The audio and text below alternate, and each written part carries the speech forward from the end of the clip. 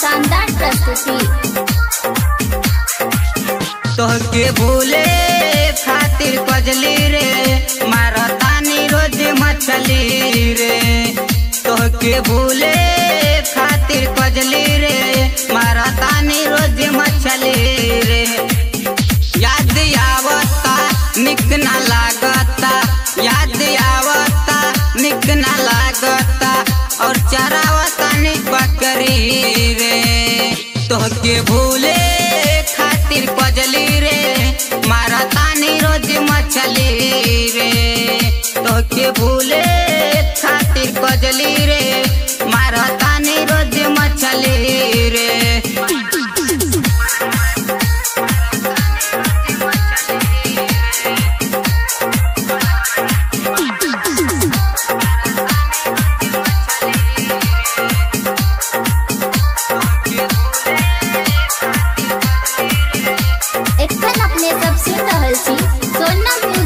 शानदार प्रस्तुति।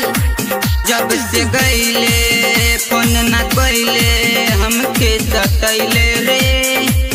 ओकरा पाके क्रिया खाके हमके भूलैले रे।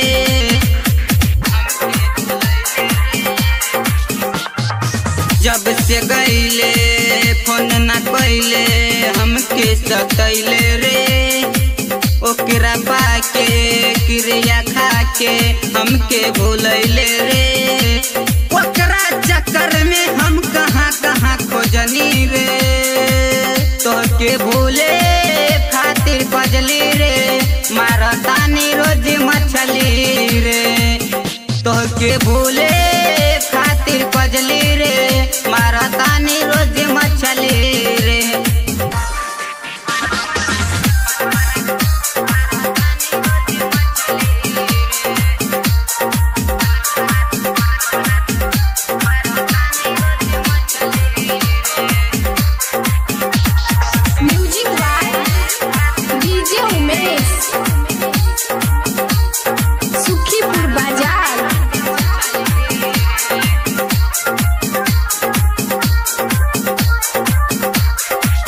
गुलशन राजा के दिल साजा वही छौड़िया रे।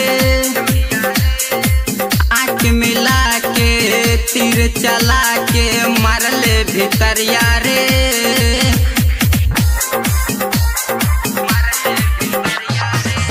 गुलशन राजा के दिल साजा वही छौड़िया रे। आँख मिला के तीर चला के मारले भितरिया रे। काबे रोहित दीवाना सुन पगली रे। तोहके भूले खातिर कजली रे मारतानी रोज मछली रे।